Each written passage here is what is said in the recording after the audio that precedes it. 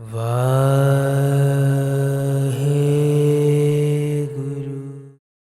ਭਾਈ ਗੁਰਦਾਸ ਸਾਹਿਬ ਜੀ ਦੀ ਪਾਵਨ ਜੋ ਰਚਨਾ ਹੈ ਉਹਦੇ ਵਿੱਚੋਂ ਅੱਜ ਤੀਸਰੀ ਵਾਰ ਪ੍ਰਾਰੰਭ ਹੋ ਰਹੀ ਹੈ। ਇਹ ਤੀਸਰੀ ਵਾਰ ਦੇ ਅੰਦਰ ਗੁਰੂ ਸਾਹਿਬਾਨਾਂ ਦੀ ਵਡਿਆਈ ਕਰਦੇ ਹਨ। ਵਾਹਿਗੁਰੂ ਪ੍ਰਮਾਤਮਾ ਦਾ ਵੀ ਜਸ ਹੈ। ਗੁਰਮੁਖਾਂ ਦਾ ਜੀਵਨ ਵੀ ਵਿੱਚ ਆਵੇਗਾ। ਆਓ ਸ਼ਰਧਾ ਦੇ ਨਾਲ ਇਹ ਅੱਜ ਦੀ ਪਵਿੱਤਰ ਜੋ ਤੀਸਰੀ ਵਾਰ ਦੀ ਆਰੰਭਤਾ ਹੈ ਸਰਵਣ ਕਰੀਏ ਜੀ। ਸਤਨਾਮ ਸ੍ਰੀ ਵਾਹਿਗੁਰੂ ਸਾਹਿਬ ਜੀ। ਇੱਕ ਓੰਕਾਰ ਸਤਿਗੁਰ ਪ੍ਰਸਾਦ।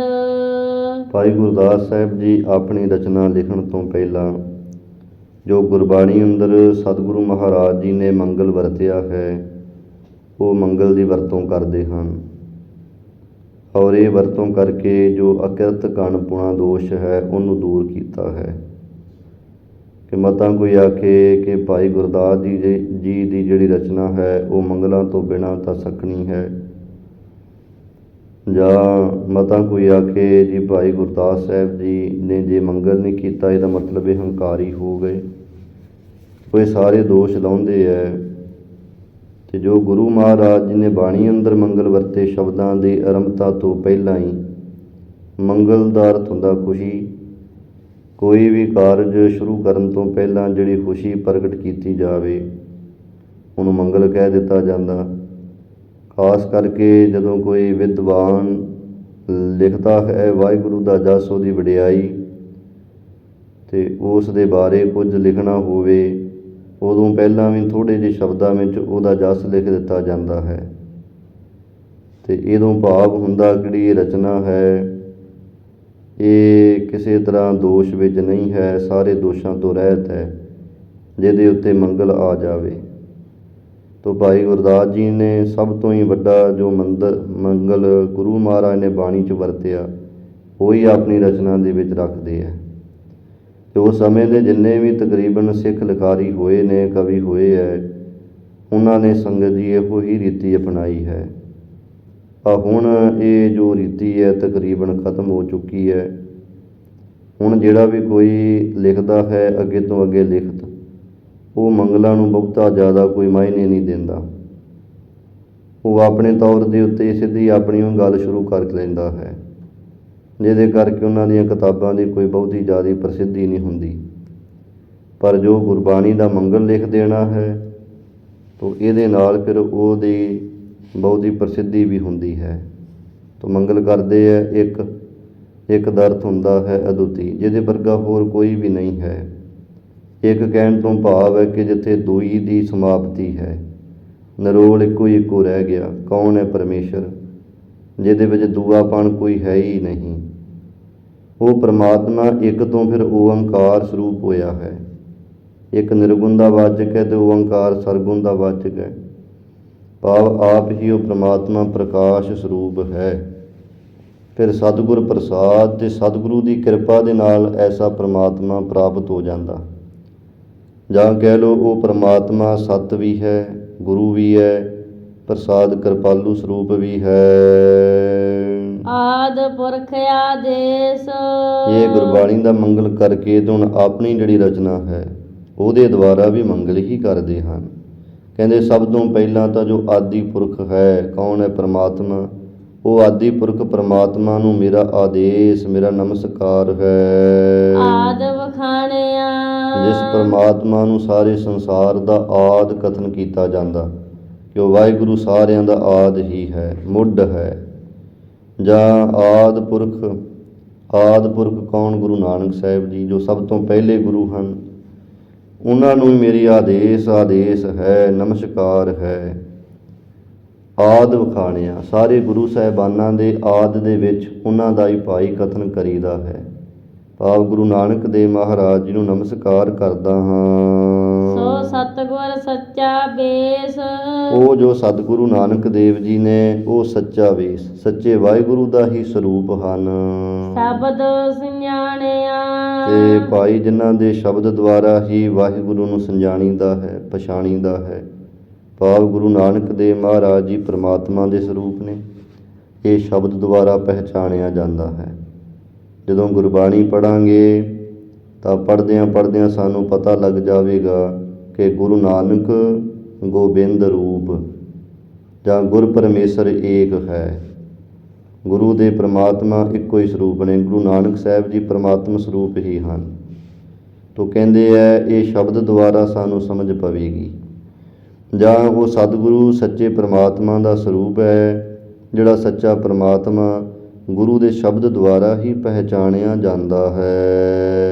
ਸ਼ਬਦ ਸੁਰਤ ਉਪਦੇਸ਼ ਸਤਿਗੁਰੂ ਮਹਾਰਾਜ ਜੀ ਨੇ ਭਾਈ ਸ਼ਬਦ ਸੁਰਤ ਦਾ ਉਪਦੇਸ਼ ਦਿੱਤਾ ਹੈ। ਭਾਵ ਕਿ ਜੋ ਆਪਣਾ ਸ਼ਬਦ ਹੈ ਇਹ ਪ੍ਰਮਾਤਮਾ ਦਾ ਵਾਚਕ ਵੀ ਹੈ, ਤੇ ਸੁਰਤ ਜਿਹੜੀ ਆਪਣੀ ਖਿਆਲ ਵਾਲੀ ਬਿਰਤੀ ਹੈ।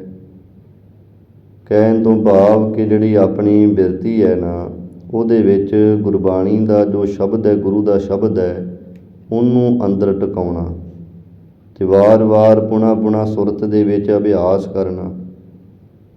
ਤੇ ਇਹ ਮਹਾਰਾਜ ਜੀ ਕਹਿੰਦੇ ਸਭ ਤੋਂ ਵੱਡੀ ਪ੍ਰਾਪਤੀ ਹੈ। ਜਿਵੇਂ ਸਿੱਧਾਂ ਨਾਲ ਚਰਚਾ ਕਰਦਿਆਂ ਹੋਇਆਂ ਜਦੋਂ ਸਿੱਧਾਂ ਨੇ ਪੁੱਛਿਆ ਨਾ ਮਹਾਰਾਜ ਜੀ ਨੂੰ, ਕਹਿਣ ਲੱਗੇ ਤੇਰਾ ਕਵਣ ਗੁਰੂ ਜਿਸ ਕਾ ਤੂੰ ਚੇਲਾ।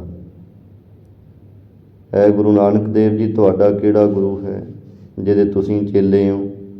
ਤਾਂ ਮਹਾਰਾਜ ਕਿਹਾ ਸੀ ਸ਼ਬਦ ਗੁਰੂ ਸੁਰਤ ਧੁਨ ਚੇਲਾ। ਸਾਡਾ ਸ਼ਬਦ ਗੁਰੂ ਹੈ। ਸ਼ਬਦ ਕੀ ਹੈ? ਪ੍ਰਮਾਤਮਾ ਹੈ। ਸ਼ਬਦ ਕੀ ਹੈ? ਧੁਨ ਰੂਪ ਹੈ। ਸ਼ਬਦ ਕੀ ਹੈ? ਸ਼ਬਦ ਨਾਮ ਆਵਾਜ਼ ਦਾ ਹੈ। ਸ਼ਬਦ ਨਾਮ ਪ੍ਰਮਾਤਮਾ ਦੇ ਨਾਮ ਦਾ ਹੈ। ਸ਼ਬਦ ਨਾਮ ਉਹ ਗੂੜੇ ਰਹੱਸ ਦਾ ਹੈ, ਸਿਧਾਂਤ ਦਾ ਹੈ, ਜਿਹਦੇ ਕਰਕੇ ਆ ਸਾਰਾ ਸੰਸਾਰ ਹੋਂਦ ਵਿੱਚ ਆਉਂਦਾ ਹੈ। ਉਹ ਸ਼ਬਦ ਹੈ। ਤੇ ਉਹ ਸ਼ਬਦ ਜਿਹੜਾ ਹੈ ਉਹਦੇ ਵਿੱਚ ਆਪਣੀ ਸੁਰਤੀ ਜੋੜਨੀ, ਜਾਂ ਆਪਣੀ ਸੁਰਤ ਦੇ ਅੰਦਰ ਉਹ ਸ਼ਬਦ ਦੀ ਧੁਨੀ ਵਸਾ ਲੈਣੀ। ਜਿਵੇਂ ਕਹਿ ਲਓ ਵਾਹਿਗੁਰੂ ਸ਼ਬਦ ਮਹਾਰਾਜ ਨੇ ਸਾਨੂੰ ਦਿੱਤਾ, ਇਹ ਵਾਹਿਗੁਰੂ ਨੂੰ ਆਪਣੀ ਸੁਰਤ ਦੇ ਵਿੱਚ ਟਿਕਾ ਲੈਣਾ। ਸੁਰਤ 'ਚ ਟਿਕਾਉਣ ਤੋਂ ਭਾਵ ਜਿਹੜਾ ਆਪਣਾ ਮਨ ਹੈ ਨਾ, ਹੁਣ ਆਪਾਂ ਮੁੱਖੋਂ ਤਾਂ ਕਹਿੰਦੇ ਜ਼ੁਬਾਨ ਰਾਹੀਂ ਵਾਹਿਗੁਰੂ ਵਾਹਿਗੁਰੂ, ਪਰ ਸਾਡਾ ਮਨ ਉਹ ਕਿਧਰੇ ਹੋਰ ਹੀ ਗਿਆ ਹੁੰਦਾ। ਉਹ ਕਦੀ ਤਾਂ ਅਮਰੀਕਾ, ਕੈਨੇਡਾ ਆਦਿਕ ਦੇਸ਼ਾਂ ਦੀ ਸੈਰ ਕਰਦਾ ਫਿਰਦਾ, ਕਦੀ ਘਰ ਦੇ ਝਗੜੇ ਝਮੇਲਿਆਂ ਦੇ ਵਿੱਚ, ਕਦੀ ਆਉਣ ਵਾਲੇ ਸਮੇਂ ਦੇ ਵਿੱਚ ਹੀ ਗਾਂਹ ਹੀ ਚਲਿਆ ਜਾਂਦਾ, ਤੇ ਕਦੀ ਬਹੁਤਾ ਹੀ ਪਿੱਛੇ ਚਲਿਆ ਜਾਂਦਾ, ਜਿਹੜਾ ਸਮਾਂ ਸਾਡਾ ਲੰਘ ਚੁੱਕਾ ਹੁੰਦਾ। ਵਰਤਮਾਨ ਦੇ ਵਿੱਚ ਆਉਂਦਾ ਹੀ ਨਹੀਂ, ਜਾਂ ਤਾਂ ਭੂਤ ਕਾਲ ਦੇ ਵਿੱਚ ਚਿੰਤਾ 'ਚ ਝੋਰਿਆਂ 'ਚ ਗਿਆ ਹੋਇਆ, ਜਾਂ ਭਵਿੱਖ ਨੂੰ ਵਾਚਦਿਆਂ ਹੋਇਆਂ ਚਿੰਤਾ 'ਚ ਗਰਸਿਆ ਪਿਆ ਹੈ। ਇਹ ਹਾਲਤ ਹੋਈ ਪਈ ਹੈ ਮਨੁੱਖ ਦੀ। ਜੇ ਵਰਤਮਾਨ ਦੇ ਵਿੱਚ ਹੋਵੇ ਤਾਂ ਸਮਝ ਪਵੇ ਕੁਝ, ਤਾਂ ਉਹ ਸਾਡੇ ਮਨ ਦਾ ਇੱਕ ਖਿਆਲ ਹੈ। ਉਹ ਆਸੇ ਪਾਸੇ ਹੀ ਹਰ ਸਮੇਂ ਡਾਵਾਂਡੋਲ ਹੈ, ਪਰ ਉਹ ਜਿਹੜਾ ਖਿਆਲ ਹੈ ਨਾ, ਉਸੇ ਖਿਆਲ ਦੇ ਵਿੱਚ ਵਾਹਿਗੁਰੂ ਵਾਹਿਗੁਰੂ ਚੱਲ ਪਵੇ। ਇਹ ਸ਼ਬਦ ਸੁਰਤ ਦਾ ਅਭਿਆਸ ਹੋ ਜਾਏਗਾ। ਇਹ ਸ਼ਬਦ ਤੇ ਸੁਰਤ ਦਾ ਫਿਰ ਮਿਲਾਪ ਹੋਏਗਾ। ਸ਼ਬਦ ਤੇ ਸੁਰਤ ਦੇ ਮਿਲਾਪ ਦੁਆਰਾ ਹੀ ਅੰਦਰ ਆਤਮਿਕ ਆਨੰਦ ਪੈਦਾ ਹੁੰਦਾ ਹੈ। ਤੋ ਇੱਦਾਂ ਵਾਹਿਗੁਰੂ ਇੱਕ ਤਾਂ ਮੁੱਖੋਂ ਕਹਿਣਾ ਸਾਧ ਸੰਗਤ ਜੀ, ਪਰ ਕਹਿੰਦੇ ਮੁੱਖੋਂ ਹਰ ਹਰ ਸਭ ਕੋ ਕਹੈ, ਵਿਰਲੇ ਹਿਰਦੈ ਵਸਾਇਆ। ਮੂੰਹੋਂ ਤਾਂ ਸਾਰੇ ਕੋਈ ਰੱਬ ਦਾ ਨਾਮ ਆਖੀ ਜਾਂਦੇ ਹੈ, ਪਰ ਕੋਈ ਟਾਵਾਂ ਵਿਰਲਾ ਜਿਹਨੇ ਪਾਈ ਅੰਦਰ ਹਿਰਦੇ 'ਚ ਸੁਰਤ ਦੇ ਵਿੱਚ ਵਸਾ ਲਿਆ ਨਾਮ ਪਰਮਾਤਮਾ ਦਾ। ਔਰ ਜਿਨ੍ਹਾਂ ਨੇ ਹਿਰਦੇ ਵਿੱਚ ਵਸਾਇਆ ਹੈ ਉਹਨਾਂ ਹੀ ਮੋਖ ਮੁਕਤੀ ਦੀ ਪ੍ਰਾਪਤੀ ਕੀਤੀ ਹੈ। ਤੋ ਇਸ ਕਰਕੇ ਉਹ ਸ਼ਬਦ ਸੁਰਤ ਦਾ ਭਾਈ ਉਪਦੇਸ਼ ਇਹ ਗੁਰੂ ਮਹਾਰਾਜ ਜੀ ਨੇ ਆ ਕੇ ਦਿੱਤਾ। ਅੱਜ ਸੰਸਾਰ ਦੇ ਅੰਦਰ ਲੋਕੀ ਕਰਮ ਕਾਂਡ ਬਹੁਤੇ ਕਰਦੇ ਸੀ ਵੀ ਆਹ ਕਰਮ ਕਰ ਲਈਏ ਤੇ ਫਿਰ ਰੱਬ ਦੀ ਪ੍ਰਾਪਤੀ ਹੋ ਜੂ, ਆਹ ਕਰਮ ਕਰ ਲਈਏ ਫਿਰ ਆਹ ਇੱਦਾਂ ਸਾਡਾ ਕਾਰਜ ਰਾਸ ਹੋ ਜੂ। ਮਹਾਰਾਜ ਨੇ ਆ ਕੇ ਭੁਲੇਖੇ ਦੂਰ ਕੀਤੇ। ਸਤਿਗੁਰੂ ਜੀ ਕਹਿੰਦੇ ਭਾਈ ਇਹਨਾਂ ਕਰਮ ਕਾਂਡਾਂ ਦੇ ਨਾਲ ਵਾਹਿਗੁਰੂ ਦੀ ਪ੍ਰਾਪਤੀ ਨਹੀਂ ਹੈ। ਉਹ ਪਰਮਾਤਮਾ ਤਾਂ ਸਾਡੇ ਹਿਰਦੇ ਦੇ ਅੰਦਰ ਵਸਿਆ ਹੋਇਆ ਗੁਪਤ ਰੂਪ ਹੋ ਕੇ, ਤੇ ਉਹਨੂੰ ਪ੍ਰਾਪਤ ਕਰਨ ਵਾਸਤੇ ਆਪਣੀ ਸੁਰਤ ਦੇ ਵਿੱਚ ਸ਼ਬਦ ਦਾ ਪ੍ਰਕਾਸ਼ ਕਰਨਾ ਪਏਗਾ। ਜਿਵੇਂ ਕਹਿ ਲਓ ਘਰ ਦੇ ਵਿੱਚ ਹੀ ਘਰ ਦਾ ਮਾਲਕ ਹੋਵੇ ਪਰ ਹਨੇਰਾ ਪਿਆ ਹੋਵੇ ਚਾਰੇ ਪਾਸੇ, ਤੇ ਫਿਰ ਉਹ ਕਿਵੇਂ ਦਿਸੇਗਾ? ਉਹਨੂੰ ਦੇਖਣ ਵਾਸਤੇ ਫਿਰ ਜਿਵੇਂ ਦੀਵਾ ਬੱਤੀ ਪਾ ਕੇ ਤੇ ਤੀਲੀ ਲਾਉਣੀ ਪੈਂਦੀ ਹੈ। ਜਿਵੇਂ ਦੀਵੇ ਦਾ ਚਾਨਣ ਹੋਇਆ ਤੇ ਘਰ ਦਾ ਮਾਲਕ ਘਰ ਦੇ ਵਿੱਚੋਂ ਹੀ ਦਿਸ ਪਿਆ, ਉੱਥੇ ਹੀ ਬੈਠਾ ਸੀ ਸਿੰਘਾਸਨ 'ਤੇ। ਤਿਵੇਂ ਹੀ ਭਾਈ ਸਾਡੇ ਹਿਰਦੇ ਦੇ ਅੰਦਰ ਹੀ ਪ੍ਰਮਾਤਮਾ ਹੈ, ਪਰ ਦਿਸਦਾ ਨਹੀਂ ਹੈ। ਉਹਦਾ ਕਾਰਨ ਕਿ ਸਾਡੇ ਅੰਦਰ ਹਨੇਰਾ ਪਿਆ ਹੋਇਆ। ਪਰ ਜਦੋਂ ਹੀ ਸ਼ਬਦ ਦਾ ਦੀਵਾ ਬਾਲਿਆ ਅੰਦਰ, ਮਰ ਕਹਿੰਦੇ ਸਤਿਗੁਰ ਸ਼ਬਦ ਉਜਾਰੋ ਦੀਪਾ, ਬਿਨ ਸਿਉ ਅੰਧਕਾਰ ਤਿਹ ਮੰਦਰ, ਰਤਨ ਕੋਠੜੀ ਖੁੱਲੀ ਅਨੂਪਾ। ਇਹ ਸ਼ਬਦ ਦਾ ਦੀਵਾ ਜਦੋਂ ਸਿੱਖ ਨੇ ਬਾਲਿਆ ਆਪਣੀ ਸੁਰਤ ਦੇ ਵਿੱਚ, ਤਾਂ ਦੀਵੇ ਦਾ ਸੁਭਾਅ ਹੈ ਉਹਨੇ ਚਾਨਣ ਕਰਨਾ ਹੀ ਕਰਨਾ। ਜਦੋਂ ਸ਼ਬਦ ਅੰਦਰ ਗਿਆ ਤੇ ਸ਼ਬਦ ਨੇ ਫਿਰ ਅੰਦਰ ਪ੍ਰਕਾਸ਼ ਕੀਤਾ, ਉਹ ਪ੍ਰਕਾਸ਼ ਦੇ ਨਾਲ ਹੀ ਅੰਦਰ ਵਾਹਿਗੁਰੂ ਪ੍ਰਮਾਤਮਾ ਦੇ ਦਰਸ਼ਨ ਦੀਦਾਰ ਹੋ ਗਏ। ਅੰਦਰੋਂ ਹੀ ਘਰ ਦੇ ਵਿੱਚੋਂ ਹੀ ਸਾਧ ਸੰਗਤ ਜੀ ਪ੍ਰਮਾਤਮਾ ਨੂੰ ਪਾ ਲਿਆ। ਘਰ ਦੇ ਅੰਦਰ ਜਿਹਨੂੰ ਬਾਅਦ ਖੋਜਦੇ ਫਿਰਦੇ ਸੀ ਨਾ, ਜਿਸ ਠਾਕੁਰ ਕੋ ਸੁਨਤ ਅਗਾਧ ਬੋਧ, ਸੋ ਹਿਰਦੈ ਗੁਰ ਦਇਆ। ਜਿਸ ਪ੍ਰਮਾਤਮਾ ਨੂੰ ਬੜਾ ਅਸੀਂ ਅਗਾਧ ਬੋਧ ਸੁਣਦੇ ਪਏ ਸਾਂ, ਉਹ ਸਾਡੇ ਗੁਰੂ ਨੇ ਫਿਰ ਹਿਰਦੇ ਦੇ ਵਿੱਚੋਂ ਹੀ ਪ੍ਰਗਟ ਕਰ ਦਿੱਤਾ। ਗੁਰੂ ਕਿਹੜਾ ਸੀ? ਸ਼ਬਦ। ਉਹ ਸ਼ਬਦ ਨੇ ਅੰਦਰੋਂ ਹੀ ਪ੍ਰਗਟ ਕਰਕੇ ਦਿਖਾਲ ਦਿੱਤਾ ਹੈ। ਇੱਦਾਂ ਇੱਥੇ ਉਹ ਗੱਲ ਦੱਸਦੇ ਵੀ ਗੁਰੂ ਨਾਨਕ ਦੇਵ ਜੀ ਨੇ ਲੋਕਾਂ ਨੂੰ ਕਰਮ ਕਾਂਡਾਂ ਤੋਂ ਹਟਾ ਕੇ ਇਹ ਸ਼ਬਦ ਸੁਰਤ ਦੇ ਭਾਵ ਦੇ ਵਿੱਚ ਜੋੜਿਆ ਹੈ। ਸੱਚ ਸਮਾਣਿਆ। ਇਹ ਸ਼ਬਦ ਸੁਰਤ ਦੁਆਰਾ ਜਿਹੜਾ ਜਗਿਆਸੂ ਹੈ, ਸਿੱਖ ਹੈ, ਉਹ ਸੱਚ ਦੇ ਵਿੱਚ ਫਿਰ ਸਮਾਣਿਆ ਸਮਾਇਆ ਹੈ, ਸਮਾ ਜਾਂਦਾ ਹੈ। ਸਾਧ ਸੰਗਤ ਸੱਚ ਦੇਸ। ਗੁਰੂ ਮਹਾਰਾਜ ਜੀ ਨੇ ਆ ਕੇ ਦੱਸਿਆ ਕਿ ਭਾਈ ਸਾਧ ਸੰਗਤ ਹੀ ਸੱਚਾ ਦੇਸ਼ ਹੈ, ਭਾਵ ਸੱਚ ਦੀ ਪ੍ਰਾਪਤੀ ਕਰਾਉਣੇ ਵਾਲਾ ਹੈ। ਘਰ ਪਰਵਾਣਿਆ। ਇਹ ਸਾਧ ਸੰਗਤ ਦੇ ਵਿੱਚ ਜਿਹੜਾ ਆਇਆ, ਜਿਹਨੇ ਸੰਗਤ ਕੀਤੀ, ਆਪਣਾ ਜੀਵਨ ਬਣਾ ਲਿਆ, ਉਹੀ ਰੱਬ ਦੇ ਘਰ ਦੇ ਵਿੱਚ ਫਿਰ ਪ੍ਰਵਾਨਿਕ ਹੋਇਆ ਹੈ। ਉਹੀ ਰੱਬ ਦੀ ਦਰਗਾਹ 'ਚ ਪ੍ਰਵਾਨਿਆ ਗਿਆ ਭਾਈ, ਜਿਹਨੇ ਸਾਧ ਸੰਗਤ ਦੇ ਵਿੱਚ ਆ ਕੇ ਨਿਵਾਸ ਕੀਤਾ ਹੈ। ਇੱਦਾਂ ਇਹ ਹੀ ਸੱਚਾ ਦੇਸ਼ ਹੈ। ਲੋਕ ਦੁਨੀਆ ਜਾਂਦੀ ਹੈ ਬਾਹਰ ਪ੍ਰਦੇਸ਼ਾਂ ਦੇ ਵਿੱਚ, ਉਹ ਕੋਈ ਆਪਣੇ ਜੀਵਨ ਦੀ ਕਮਾਈ ਵਾਸਤੇ ਥੋੜ੍ਹੀ ਜਾਂਦੀ ਹੈ ਕਿ ਜੀਵਨ ਦੀ ਸਫਲਤਾ ਹੋਵੇ, ਜਿਹਦੇ ਨਾਲ ਸਾਡੀ ਸੁਰਤ ਉੱਪਰਲੇ ਮਾਰਗ ਦੇ ਵਿੱਚ ਪਹੁੰਚੇ ਜਾ ਕੇ। ਉੱਦਾਂ ਕਹਿ ਲਓ ਕਿ ਜੋ ਮਾਇਆ ਹੈ ਸੰਸਾਰ ਦੀ, ਦੁਨਿਆਵੀ ਪੈਸਾ ਧੇਲਾ, ਉਹਨਾਂ ਦੀ ਕਮਾਈ ਵਾਸਤੇ ਹੀ ਲੋਕ ਬਾਹਰ ਵਿਦੇਸ਼ਾਂ ਆਦਿਕਾਂ ਵਿੱਚ ਜਾਂਦੇ ਨੇ। ਹੋਰ ਉੱਥੇ ਕੋਈ ਸ਼ਬਦ ਸੁਰਤ ਦਾ ਅਭਿਆਸ ਥੋੜ੍ਹੀ ਬਹੁਤਾ ਹੋ ਰਿਹਾ ਕਿਤੇ। ਉਹਨਾਂ ਦੇਸ਼ਾਂ ਦੇ ਵਿੱਚ ਪੈਸਾ ਧੇਲਾ, ਇਹਦੀ ਪੈਸੇ ਦੀ ਹੋੜ ਬਹੁਤੀ ਹੈ, ਅਤੇ ਲੋਕਾਂ ਦੇ ਮਨਾਂ ਅੰਦਰ ਵੀ ਪੈਸੇ ਦੀ ਹੋੜ ਬਹੁਤੀ ਹੋ ਗਈ, ਜਿਹਦੇ ਕਰਕੇ ਫਿਰ ਲੋਕ ਉੱਧਰ ਭੱਜਦੇ। ਪਰ ਮਹਾਰਾਜ ਕਹਿੰਦੇ ਹੈ ਉਹ ਭਾਈ ਸੱਚੇ ਦੇਸ਼ ਨਹੀਂ ਆਖੇ ਜਾ ਸਕਦੇ ਜਿੱਥੇ ਬਹੁਤਾ ਪੈਸਾ ਹੈ। ਅਸਲ ਵਿੱਚ ਸੱਚਾ ਦੇਸ਼ ਤਾਂ ਗੁਰੂ ਦੀ ਸੰਗਤ ਹੈ, ਸਾਧ ਸੰਗਤ ਹੈ। ਇਹ ਸਾਧ ਸੰਗਤ ਦੇ ਵਿੱਚ ਜਿਹੜਾ ਆਇਆ ਹੈ, ਉਹੀ ਰੱਬ ਦੇ ਘਰ ਦੇ ਵਿੱਚ ਪ੍ਰਵਾਨਿਕ ਹੋਇਆ, ਉਹੀ ਭਾਈ ਰੱਬ ਦੇ ਦਰਗਾਹ ਦੇ ਵਿੱਚ ਸਫਲ ਹੈ। ਘਰ ਪਰਵਾਣਿਆ। ਹੋ ਗਿਆ ਪ੍ਰੇਮ ਭਗਤ ਆਵੇਸ। ਫਿਰ ਭਾਈ ਦੇਖੋ ਸਾਧ ਸੰਗਤ ਦੇ ਵਿੱਚ ਗੁਰੂ ਮਹਾਰਾਜ ਜੀ ਨੇ ਰੱਬ ਦੀ ਪ੍ਰੇਮਾ ਭਗਤੀ ਦਾ ਉਪਦੇਸ਼ ਦਿੱਤਾ ਹੈ ਕਿ ਪ੍ਰੇਮ ਭਗਤੀ ਕਰੋ ਪ੍ਰਮਾਤਮਾ ਦੇ ਨਾਲ। ਹੋਕਾ ਦਿੱਤਾ ਸਾਚ ਕਹੋ ਸੁਨ ਲੇਹੋ ਸਭੈ, ਜਿਨ ਪ੍ਰੇਮ ਕੀਓ ਤਿਨ ਹੀ ਪ੍ਰਭ ਪਾਇਓ। ਮਹਾਰਾਜ ਨੇ ਹੋਕਾ ਦੇ ਦਿੱਤਾ ਭਾਈ, ਇਹ ਅਸੀਂ ਸੱਚ ਕਹਿੰਦੇ ਹਾਂ, ਸਾਰੇ ਸੁਣ ਲਓ ਕੰਨ ਖੋਲ੍ਹ ਕੇ। ਜਿਨ੍ਹਾਂ ਨੇ ਪ੍ਰਮਾਤਮਾ ਦੇ ਨਾਲ ਪ੍ਰੇਮ ਭਾਵ ਕੀਤਾ ਹੈ, ਉਹਨਾਂ ਨੇ ਹੀ ਸੱਚੇ ਵਾਹਿਗੁਰੂ ਪ੍ਰਮਾਤਮਾ ਨੂੰ ਪਾਇਆ ਹੈ। ਇਸ ਕਰਕੇ ਇਹ ਮਹਾਰਾਜ ਕਿਹਾ ਪ੍ਰੇਮਾ ਭਗਤੀ ਸਾਧ ਸੰਗਤ ਦੇ ਵਿੱਚ ਹੈ ਭਾਈ।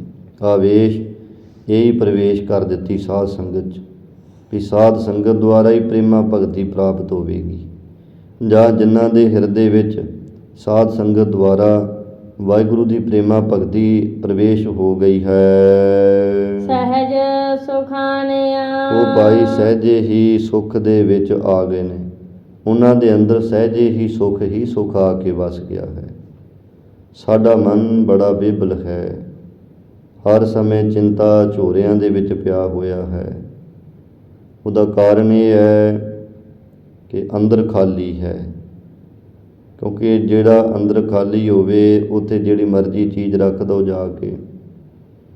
ਜਿਵੇਂ ਘਰ ਦਾ ਕਮਰਾ ਖਾਲੀ ਹੈ ਤੇ ਖਾਲੀ ਕਮਰੇ ਜਾ ਕੇ ਲਿਆਓ ਜੀ, ਕੋਈ ਤੂੜੀ ਸੁੱਟ ਦਿਓ, ਕੋਈ ਆ ਕੇ ਜੀ ਆ ਜਿਹੜਾ ਟੁੱਟਾ ਭੱਜਾ ਸਮਾਨ ਹੈ ਘਰ ਦਾ ਇਹ ਉੱਥੇ ਰੱਖ ਦਿਓ। ਇੱਦਾਂ ਹੋਰ ਤਰ੍ਹਾਂ ਦਾ ਸਮਾਨ ਉੱਥੇ ਰੱਖਿਆ ਜਾ ਸਕਦਾ। ਪਰ ਜੇ ਪਹਿਲਾਂ ਹੀ ਘਰ ਦੇ ਵਿੱਚ ਜਿਹੜਾ ਕਮਰਾ ਆਪਾਂ ਤਿਆਰ ਕੀਤਾ ਹੋਇਆ ਸੋਹਣਾ, ਬੈੱਡ ਲਾ ਕੇ ਚਾਦਰਾਂ ਸੋਹਣੀਆਂ ਵਿਛਾਈਆਂ, ਦਰੀਆਂ ਗਲੀਚੇ ਵਿਛਾਏ, ਤੇ ਫਿਰ ਤਾਂ ਬੰਦਾ ਕਿਤੇ ਕੂੜਾ ਕਰਕਟ ਤੂੜੀ ਜਾਂ ਵਾਧੂ ਘਾਟੂ ਸਮਾਨ ਲਿਆਏ। ਉਹ ਆਖੇਗਾ ਨਹੀਂ ਭਾਈ, ਇਹ ਕਮਰਾ ਤਾਂ ਬੜਾ ਸੋਹਣਾ ਫੱਬਿਆ ਹੋਇਆ, ਇਹਦੇ ਵਿੱਚ ਨਹੀਂ ਆਹ ਸਮਾਨ ਰੱਖਣਾ ਹੈ। ਤਿਵੇਂ ਭਾਈ ਜਿਹੜਾ ਆਪਣਾ ਹਿਰਦਾ ਹੈ ਨਾ, ਇਹ ਵਾਹਿਗੁਰੂ ਦੇ ਸ਼ੁਭ ਗੁਣਾਂ ਵੱਲੋਂ ਖਾਲੀ ਪਿਆ ਹੈ, ਜਿਹਦੇ ਕਰਕੇ ਕੋਈ ਵਿਸ਼ਿਆਂ ਵਾਸ਼ਨਾ ਦੀ ਤੂੜੀ ਲੱਗੀ ਜਾਂਦਾ, ਕੋਈ ਟੁੱਟੇ ਭੱਜੇ ਵਿਕਾਰਾਂ ਦੀਆਂ ਗੱਲਾਂ ਬਾਤਾਂ ਰੱਖੀ ਜਾ ਰਿਹਾ ਹੈ। ਤਰ੍ਹਾਂ ਦੀਆਂ ਅੰਦਰ ਚੀਜ਼ਾਂ ਆਈ ਜਾ ਰਹੀਆਂ ਹਨ ਤੇ ਇਹਦੇ ਕਰਕੇ ਆਪਾਂ ਦੁਖੀ ਹੋ ਰਹੇ ਹਾਂ। ਪਰ ਜਦੋਂ ਹੀ ਅੰਦਰ ਸਾਧ ਸੰਗਤ ਜੀ ਵਾਹਿਗੁਰੂ ਦੇ ਗੁਣ ਆ ਕੇ ਪ੍ਰਵੇਸ਼ ਹੋਏ, ਭਾਵ ਵਾਹਿਗੁਰੂ ਦੀ ਪ੍ਰੇਮਾ ਭਗਤੀ ਅੰਦਰ ਆ ਗਈ। ਪ੍ਰੇਮਾ ਭਗਤੀ ਤੋਂ ਭਾਵ ਹੈ ਕਿ ਜੋ ਪ੍ਰੇਮ ਦੇ ਨਾਲ ਭਗਤੀ ਕਰਨੀ ਹੈ। ਭਗਤੀ ਕੀ ਹੈ? ਭਗਤੀ ਭਾਈ ਇੱਥੇ ਗੁਰੂ ਦੇ ਘਰ ਦੇ ਵਿੱਚ ਆਉਣਾ, ਸ਼ਰਧਾ ਨਾਲ ਮੱਥਾ ਟੇਕਣਾ, ਇਹ ਵੀ ਇੱਕ ਭਗਤੀ ਹੈ। ਗੁਰੂ ਘਰ ਦੇ ਵਿੱਚ ਸੇਵਾ ਕਰਨੀ, ਇਹ ਵੀ ਇੱਕ ਭਗਤੀ ਹੈ। ਅਰਦਾਸ ਕਰਨੀ ਗੁਰੂ ਦੇ ਅੱਗੇ ਖਲੋ ਕੇ, ਇਹ ਵੀ ਇੱਕ ਤਰ੍ਹਾਂ ਦੀ ਭਗਤੀ ਹੈ। ਬਾਣੀ ਪੜ੍ਹਨੀ, ਨਾਮ ਜਪਣਾ, ਇਹ ਵੀ ਭਾਈ ਭਗਤੀ ਦਾ ਹੀ ਰੂਪ ਨੇ ਸਾਰੇ। ਪਰ ਇਹ ਸਾਰਾ ਕੁਝ ਜੇ ਪ੍ਰੇਮ ਦੇ ਨਾਲ ਹੋਵੇ ਤਾਂ ਸਫਲਾ ਹੈ, ਨਹੀਂ ਤਾਂ ਕੇਵਲ ਲੋਕ ਦਿਖਾਵਾ ਬਣ ਜਾਂਦਾ। ਜਿੰਨੇ ਵੀ ਕੋਈ ਭਾਈ ਸਾਧਨ ਆਪਾਂ ਕਰਦੇ ਹਾਂ ਧਾਰਮਿਕ, ਜੇ ਉਹਨਾਂ ਦੇ ਵਿੱਚ ਪ੍ਰੇਮ ਭਾਵ ਨਹੀਂ ਹੈ ਤਾਂ ਫਿਰ ਉਹ ਕੇਵਲ ਲੋਕ ਦਿਖਾਵਾ। ਕੋਈ ਬੰਦਾ ਆਖੇ ਜੀ ਮੈਂ ਤਾਂ ਸਵੇਰ ਤੋਂ ਲੈ ਕੇ ਸ਼ਾਮਾਂ ਤੱਕ ਗੁਰਦੁਆਰੇ ਸੇਵਾ ਕਰਦਾ, ਝਾੜੂ ਪੋਚਾ ਲਾਉਂਦਾ ਹਾਂ, ਤੇ ਦੂਜੇ ਬੰਦੇ ਵੇਖਣ ਵਾਲੇ ਕਹਿਣ ਵੀ ਵਾਕਈ ਭਾਈ ਇਹਦੇ ਵਰਗੀ ਸੇਵਾ ਕੋਈ ਨਹੀਂ ਕਰਦਾ ਹੈ। ਕਿ ਉਹ ਜਿਹੜਾ ਮਨੁੱਖ ਹੈ, ਜੇਕਰ ਉਹ ਸਾਰਾ ਦਿਨ ਸੇਵਾ ਤਾਂ ਕਰਦਾ ਪਰ ਅੰਦਰ ਪ੍ਰੇਮ ਕੋਈ ਨਹੀਂ ਸੇਵਾ ਦੇ ਨਾਲ, ਤੇ ਉਹ ਕੀਤੀ ਹੋਈ ਸੇਵਾ ਫਿਰ ਸਫਲੀ ਨਹੀਂ ਹੈ। ਤੇ ਜੇ ਪ੍ਰੇਮ ਦੇ ਨਾਲ ਥੋੜ੍ਹੇ ਮਾਤਰ ਵੀ ਕੋਈ ਕੀਤੀ ਜਾਵੇ ਸੇਵਾ, ਉਹ ਸਫਲੀ ਹੈ। ਜਿਵੇਂ ਦੇਖੋ ਸਾਧ ਸੰਗਤ ਜੀ, ਖਿਡਾਰੀ ਹੈ, ਖੇਡਾਂ ਖੇਡਦੇ ਹੈ। ਇੱਕ ਖਿਡਾਰੀ ਜਿਹੜਾ ਸਾਰਾ ਦਿਨ ਮਿਹਨਤ ਕਰਦਾ ਹੈ, ਸਾਰਾ ਦਿਨ ਹੀ ਕਹਿ ਲਓ ਕਿ ਰਾਤ ਦਿਨ ਇੱਕ ਜਿਹਨੇ ਕੀਤਾ ਹੋਇਆ ਮਿਹਨਤ ਕਰੀ ਜਾਂਦਾ, ਖੇਡੀ ਜਾ ਰਿਹਾ ਹੈ, ਪਰ ਉਹ ਟੀਮ ਦੇ ਵਿੱਚ ਸਿਲੈਕਟ ਨਹੀਂ ਹੈ।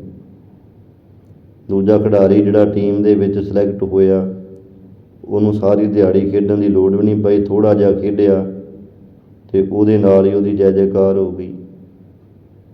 ਇੱਥੋਂ ਤੱਕ ਜਦੋਂ ਟੀਮ 'ਚ ਸਿਲੈਕਟ ਹੀ ਹੋ ਜਾਵੇ, ਉਦੋਂ ਹੀ ਉਹਦੀ ਜੈ ਜੈਕਾਰ ਹੋ ਜਾਂਦੀ ਹੈ ਨਾ। ਬਸ ਇਸੇ ਤਰੀਕੇ ਦੇ ਨਾਲ ਆਪਾਂ ਇਹ ਸਮਝ ਲਈਏ ਗੱਲ ਨੂੰ ਕਿ ਉੱਦਾਂ ਕੋਈ ਸਾਰਾ ਦਿਨ ਜਿੱਦਾਂ ਮਰਜ਼ੀ ਕੋਈ ਸੇਵਾ ਕਰੇ, ਚਲੋ ਕਰਨਾ ਚਾਹੀਦੀ ਸੇਵਾ, ਪਰ ਜੇਕਰ ਉਹ ਕੇਵਲ ਆਪਾਂ ਲੋਕਾਂ ਨੂੰ ਦਿਖਾਉਣ ਵਾਸਤੇ ਕਰਦੇ ਹਾਂ ਕਿ ਲੋਕ ਦੇਖਣ, ਮੇਰੀ ਵਡਿਆਈ ਕਰਨ, ਮੇਰਾ ਜਸ ਲੋਕੀ ਗਾਉਣ ਵੀ ਹਾਂ ਫਲਾਣਾ ਬੰਦਾ ਬੜੀ ਸੇਵਾ ਕਰਦਾ, ਫਲਾਣਾ ਬੰਦਾ ਆਹ ਕਰਦਾ, ਫਿਰ ਉਹ ਲੇਖੇ 'ਚ ਨਹੀਂ ਪੈਂਦਾ। ਪਰ ਜੇਕਰ ਥੋੜ੍ਹੇ ਮਾਤਰ ਵੀ ਗੁਰੂ ਘਰ 'ਚ ਸੇਵਾ ਕੀਤੀ ਤੇ ਕੀਤੀ ਹੈ ਪ੍ਰੇਮ ਦੇ ਨਾਲ, ਉਹ ਭਾਈ ਫਿਰ ਸਫਲ ਹੀ ਹੋ ਜਾਂਦੀ ਹੈ। ਦੇਖੋ ਬਾਣੀ ਉਹੀ ਹੈ, ਜਪਜੀ ਸਾਹਿਬ ਉਹੀ ਹੈ, ਉਹੀ ਬਾਬਾ ਅਤਰ ਸਿੰਘ ਜੀ ਮਸਤੂਆਣੇ ਵਾਲੇ ਮਹਾਂਪੁਰਖ ਪੜ੍ਹਦੇ ਰਹੇ, ਬਾਬਾ ਮੱਘਰ ਸਿੰਘ ਜੀ, ਬਾਬਾ ਆਨੰਦ ਸਿੰਘ ਸਾਹਿਬ ਪੜ੍ਹਦੇ ਰਹੇ, ਬਾਬਾ ਸੁੰਦਰ ਸਿੰਘ ਜੀ ਮਹਾਂਪੁਰਖ ਪਿੰਡਰਾਂ ਵਾਲੇ ਪੜ੍ਹਦੇ ਰਹੇ। ਉਹੀ ਜਪਜੀ ਸਾਹਿਬ ਆਪਾਂ ਪੜ੍ਹਦੇ ਹਾਂ, ਪਰ ਪੜ੍ਹਨ ਵਿੱਚ ਬੜਾ ਅੰਤਰ ਹੈ। ਉਹਨਾਂ ਨੇ ਕਜਾ ਗੁਰੂ ਨਾਨਕ ਸਾਹਿਬ ਜੀ ਨੂੰ ਆਪਣੇ ਸਾਹਮਣੇ ਰੱਖ ਕੇ ਪੜ੍ਹਿਆ, ਆਪਾਂ ਕੇਵਲ ਬਸ ਮੋਹਰ ਲਾਉਣ ਵਾਸਤੇ ਜਪਜੀ ਸਾਹਿਬ ਜੀ ਦਾ ਪਾਠ ਕੀਤਾ, ਫਰਕ ਹੈ ਨਾ। ਤੋ ਇਸ ਕਰਕੇ ਭਾਈ ਕਜਾ ਸੇਵਾ ਕੀਤੀ ਲੋਕਾਂ ਨੂੰ ਦਿਖਾਉਣ ਵਾਸਤੇ, ਤੇ ਕਜਾ ਸੇਵਾ ਕੀਤੀ ਗੁਰੂ ਕੀ ਖੁਸ਼ੀ ਵਾਸਤੇ। ਚਾਹੇ ਉਹ ਥੋੜ੍ਹੀ ਹੋਈ ਕਰ ਲਈ ਹੈ, ਪਰ ਕੀਤੀ ਹੈ ਪ੍ਰੇਮ ਦੇ ਨਾਲ, ਤਾਂ ਉਹ ਸਫਲੀ ਹੈ। ਇਹ ਕਹਿ ਲਓ ਗੁਰੂ ਘਰ ਦਾ ਇੱਕ ਮੂਲ ਮੰਤਰ ਆਪਾਂ ਕਹਿ ਲਈਏ ਸਿੱਖਣ ਵਾਲਾ ਹੈ ਵੀ ਚਾਹੇ ਥੋੜ੍ਹੇ ਮਾਤਰ ਵੀ ਸੇਵਾ ਹੈ, ਪਰ ਉਹ ਸੇਵਾ ਪ੍ਰੇਮ ਦੇ ਨਾਲ ਕੀਤੀ ਜਾਵੇ। ਪ੍ਰੇਮ ਦੇ ਨਾਲ ਕੀਤੀ ਹੋਈ ਸੇਵਾ ਭਾਈ ਥਾਂ ਪੈਂਦੀ ਹੈ। ਕਹਿੰਦੇ ਫਿਰ ਹੀ ਅੰਦਰ ਜਦੋਂ ਪ੍ਰੇਮਾ ਭਗਤੀ ਅੰਦਰ ਆ ਕੇ ਪ੍ਰਵੇਸ਼ ਹੋਈ, ਤਦੋਂ ਭਾਈ ਅੰਦਰ ਸਹਿਜ ਵੀ ਆ ਗਏ ਅਤੇ ਸੁੱਖ ਆਣਿਆ, ਸੁੱਖ ਵੀ ਆਣਿਆ ਆ ਕੇ ਪ੍ਰਾਪਤ ਹੋ ਗਏ। ਸਹਿਜ ਸੁੱਖ ਆ ਕੇ ਅੰਦਰ ਪ੍ਰਾਪਤ ਹੋ ਗਿਆ ਜਦੋਂ ਪ੍ਰੇਮ ਦੇ ਨਾਲ ਇਹ ਭਾਉ ਭਗਤੀ ਦੀ ਸੇਵਾ ਕੀਤੀ ਹੈ ਆਪਾਂ। ਭਗਤ ਵਛਲ ਪਰਵੇਸ਼। ਦੇਖੋ ਭਾਈ, ਉਹ ਪ੍ਰਮਾਤਮਾ ਦਾ ਭਗਤ ਵਛਲ ਹੈ, ਆਪਣੇ ਭਗਤਾਂ ਦੇ ਨਾਲ ਵਤਸਲ ਭਾਵ ਪ੍ਰੇਮ ਕਰਨੇ ਵਾਲਾ ਹੈ। ਤੇ ਜਿਹਦੇ ਹਿਰਦੇ ਦੇ ਅੰਦਰ ਉਹ ਪ੍ਰਮਾਤਮਾ ਆਪ ਪ੍ਰਵੇਸ਼ ਹੋ ਗਿਆ, ਮਾਣ ਨਿਮਾਣਿਆ। ਉਹ ਭਾਈ ਨਿਮਾਣਿਆਂ ਨੂੰ ਫਿਰ ਮਾਣ ਦਵਾ ਦਿੰਦਾ ਹੈ। ਉਹ ਪ੍ਰਮਾਤਮਾ ਨਿਮਾਣਿਆਂ ਨੂੰ ਮਾਣ ਦੇਣ ਵਾਲਾ ਹੈ। ਕਿੰਨੇ ਨਿਮਾਣੇ ਸਨ ਦੁਨੀਆ ਦੇ ਅੰਦਰ ਜਿਨ੍ਹਾਂ ਨੂੰ ਵਾਹਿਗੁਰੂ ਨੇ ਫਿਰ ਮਾਣ ਬਖਸ਼ਿਸ਼ ਕੀਤਾ ਹੈ। ਗੁਰੂ ਰਾਮਦਾਸ ਮਹਾਰਾਜ ਜੀ ਇਹ ਗੱਲ ਨੂੰ ਸਪਸ਼ਟ ਕਰਦਿਆਂ ਹੋਇਆਂ ਆਪਣੀ ਹੀ ਉਦਾਹਰਨ ਦੇ ਕੇ ਸਮਝਾਉਂਦੇ। ਸਤਿਗੁਰੂ ਜੀ ਕਹਿੰਦੇ, ਹਮ ਰੁਲਤੇ ਫਿਰਤੇ ਕੋਈ ਬਾਤ ਨਾ ਪੁੱਛਤਾ, ਗੁਰ ਸਤਿਗੁਰ ਸੰਗ ਕੀਰੇ ਹਮ ਥਾਪੇ। ਪਰ ਕਹਿੰਦੇ ਦੇਖੋ, ਜਦੋਂ ਮੈਂ ਛੋਟਾ ਜਿਹਾ ਸੀ 5-7 ਵਰ੍ਹਿਆਂ ਦਾ, ਮੇਰੇ ਮਾਂ ਮੇਰੇ ਪਿਓ ਮੇਰਾ ਪਿਤਾ ਚੜ੍ਹਾਈ ਕਰ ਗਿਆ, ਅਨਾਥ ਹੋ ਗਿਆ ਮਾਂ ਪਿਓ ਤੋਂ ਬਿਨਾਂ। ਮੇਰੀ ਨਾਨੀ ਸੀ, ਉਹਨੇ ਛੋਲੇ ਉਬਾਲ ਕੇ ਮੈਨੂੰ ਦਿੱਤੇ, ਜਾ ਬੇਟਾ ਬਾਜ਼ਾਰ ਵਿੱਚ ਆ ਘੁੰਗਣੀਆਂ ਵੇਚ ਆ। ਕਹਿੰਦੇ ਮੈਂ ਗਲੀਆਂ ਦੇ ਵਿੱਚ ਹੋਕਾ ਦਿੰਦਾ ਫਿਰਦਾ ਸਾਂ, ਘੁੰਗਣੀਆਂ ਲੈ ਲਓ, ਘੁੰਗਣੀਆਂ ਲੈ ਲਓ। ਕੋਈ ਲੈਂਦੇ ਸੀ, ਕੋਈ ਪੈਸਾ ਧੇਲਾ ਦੇ ਜਾਂਦੇ ਸੀ, ਉਹਦੇ ਨਾਲ ਦਾਲ ਆਟਾ ਲਿਆ ਕੇ ਘਰ ਦੇ ਵਿੱਚ ਰੋਟੀ ਪਕਾਉਂਦੇ ਸਾਂ। ਲੋਕੀ ਤਾਨੇ ਮਿਹਣੇ ਸ਼ਰੀਕ ਮਾਰਿਆ ਕਰਦੇ ਸੀ ਵੀ ਇਹ ਅਨਾਥ ਹੈ, ਇਹਨੇ ਰੁੱਲ ਜਾਣਾ, ਹੁਣ ਇਹਦਾ ਕੋਈ ਵੀ ਨਹੀਂ ਹੈ।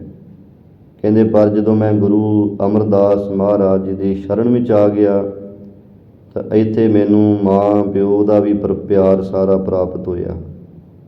ਗੁਰੂ ਅਮਰਦਾਸ ਜੀ ਦੀ ਗੋਦ ਵਿੱਚੋਂ ਜਿੱਥੇ ਮਾਤਾ ਦਾ ਪ੍ਰੇਮ ਮਿਲਿਆ, ਉੱਥੇ ਪਿਓ ਦਾ ਵੀ ਸਹਾਰਾ ਮੈਨੂੰ ਮਿਲ ਗਿਆ। ਤੋ ਕਹਿੰਦੇ ਇੱਥੇ ਸੇਵਾ ਕਰਦਿਆਂ ਕਰਦਿਆਂ ਗੁਰੂ ਅਮਰਦਾਸ ਜੀ ਨੇ ਇੰਨੀ ਵਡਿਆਈ ਦੇ ਦਿੱਤੀ ਕਿ ਕਹਿੰਦੇ ਅੱਜ ਸਾਨੂੰ ਜਿਹੜੇ ਕੀੜੇ ਦੀ ਨਿਆਈ ਸਾ ਆਪਾਂ ਰੁਲਦੇ ਫਿਰਦੇ ਸੀ ਲਾਹੌਰ ਦੀਆਂ ਗਲੀਆਂ ਦੇ ਵਿੱਚ, ਅੱਜ ਦੁਨੀਆ ਦਾ ਪਾਤਸ਼ਾਹ ਬਣਾ ਕੇ ਮੈਨੂੰ ਬਿਠਾ, ਲੋਕ ਪਰਲੋਕ ਦਾ ਪਾਤਸ਼ਾਹ ਬਣਾ ਦਿੱਤਾ ਹੈ। ਕੋਈ ਜਿਹੜੇ ਮੈਨੂੰ ਅਨਾਥ ਯਤੀਮ ਕਹਿੰਦੇ ਸਨ, ਅੱਜ ਮੇਰੇ ਅੱਗੇ ਆ ਕੇ ਝੁਕਦੇ ਮੱਥੇ ਟੇਕਦੇ, ਵੱਡੇ ਵੱਡੇ ਬਾਦਸ਼ਾਹ ਮੱਥੇ ਟੇਕਦੇ ਪਏ ਨੇ।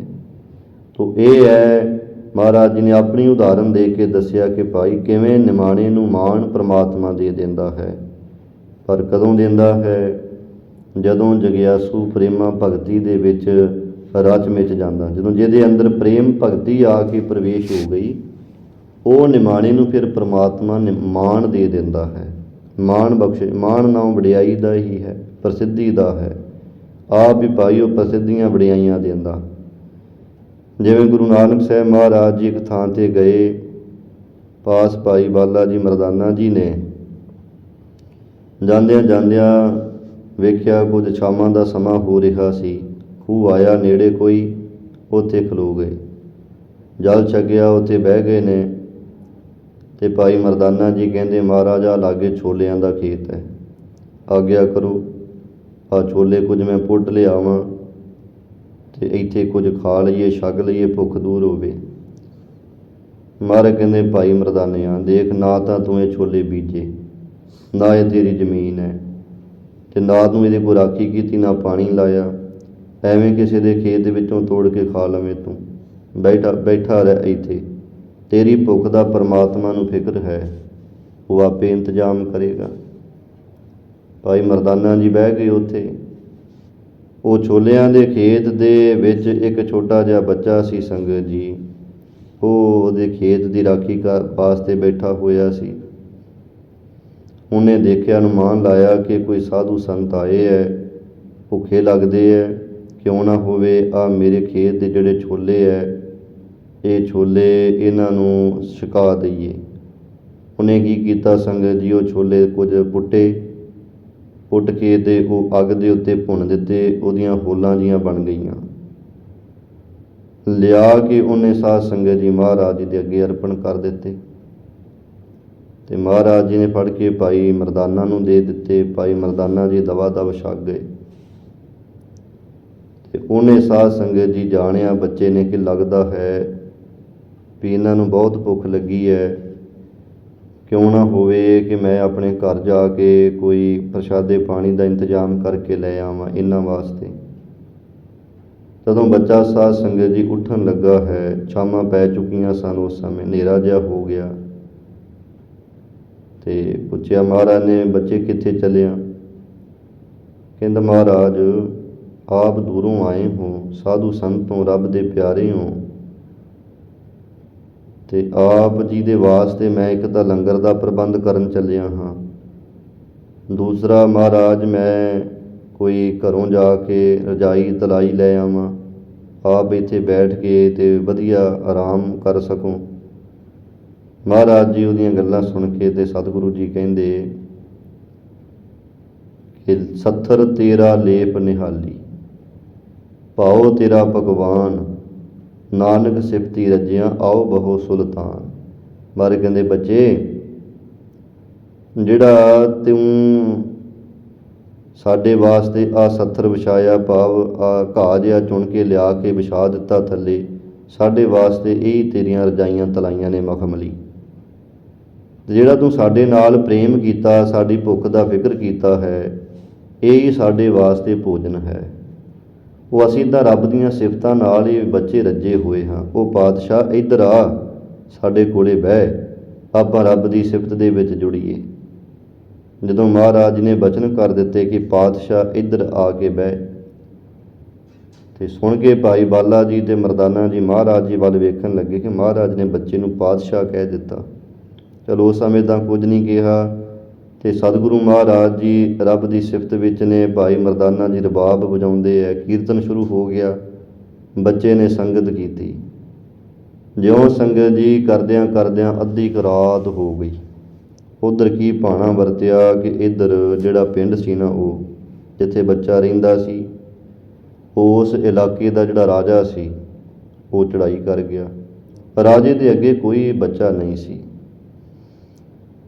ਉਹਦੇ ਵਜ਼ੀਰਾਂ ਨੇ ਫਿਰ ਸੋਚਿਆ ਕਿ ਹੁਣ ਕੀ ਕੀਤਾ ਜਾਵੇ। ਵਜ਼ੀਰ ਗੱਦੀ 'ਤੇ ਬਹਿ ਨਹੀਂ ਸਕਦਾ, ਰਾਜੇ ਦੇ ਪਰਿਵਾਰ ਦਾ ਕੋਈ ਹੈ ਨਹੀਂ, ਤਾਂ ਹੁਣ ਬਿਠਾਇਆ ਕਿਹਨੂੰ ਜਾਵੇ, ਰਾਜ ਭਾਗ ਸੁੰਨਾ ਹੋ ਜਾਵੇਗਾ।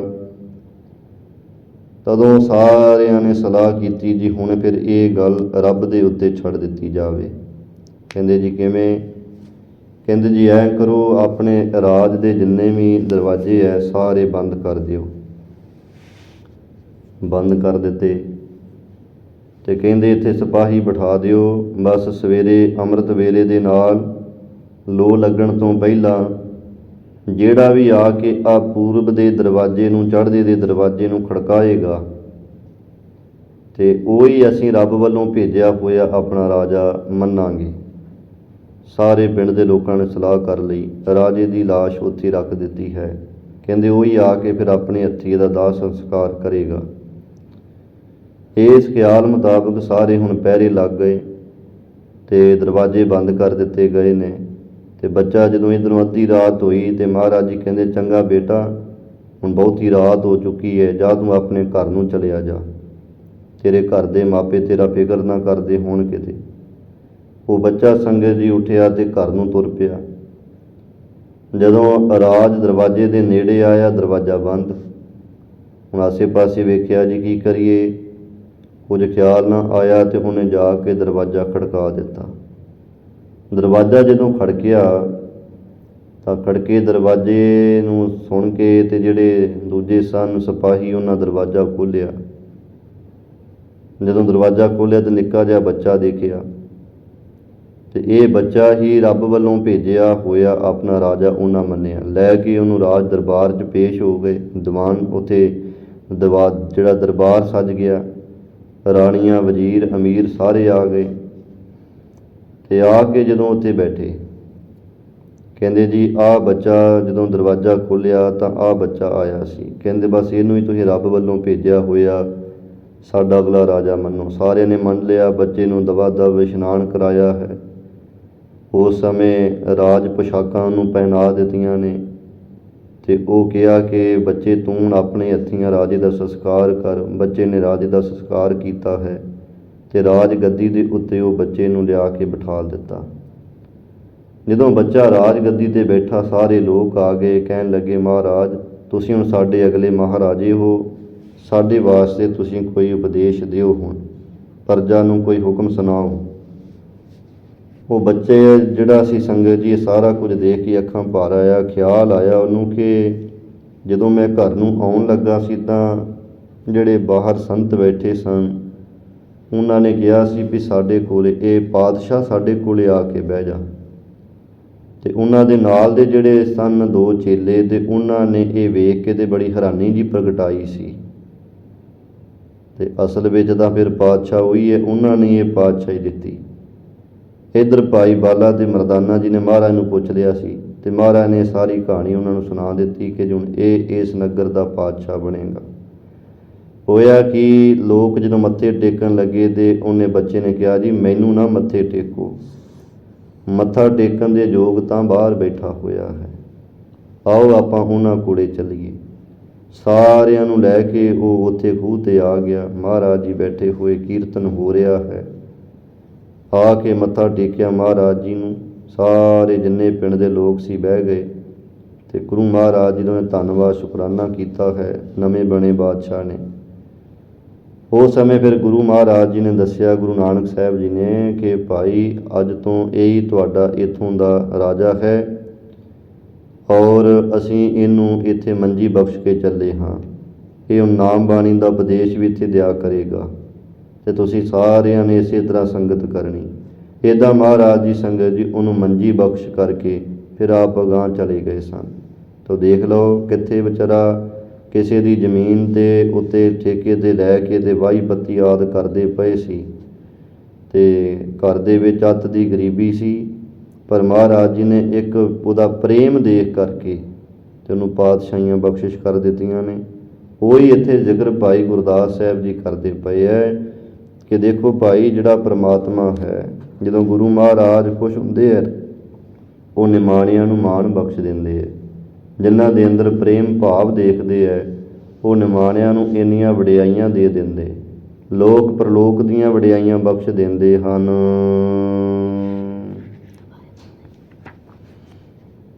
ਬ੍ਰਹਮਾ ਵਿਸ਼ਨੂੰ ਮਹੇਸ਼।